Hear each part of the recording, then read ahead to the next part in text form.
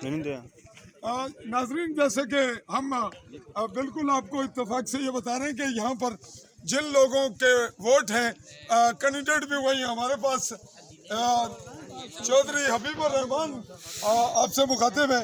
ये नौजवान है जिनका हमको इंटरव्यू नहीं कर सके और आज इनका पहला और शायद पोलिंग के वक्त आखिरी इंटरव्यू होगा इनका पर्सनल।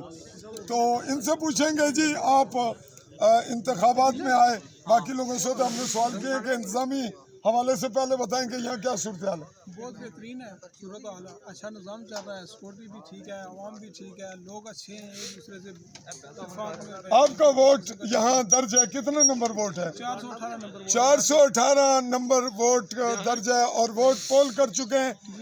पहले दो चार वोट पोल हुए, उनमें मेरा और इनका और बाकी लोगों का था। अब ये बताएं कि कुल वोट आपके वार्ड में कितने थे? 1250 और कितने वोट जो है वो आप समझते हैं कि पोल हो जाएंगे? ये 850-900 के 850-900 के करीब हैं। आप कितने वोट एक्सपेक्ट करते हैं कि कितने वोट आप ले लेंगे? कैमरे ये तो रिजल्ट में ही पता चलेगा। नहीं, अपना वैसे कॉन्सेप्ट देख लेते हैं कि मैं 500-300 कितने लेंगे?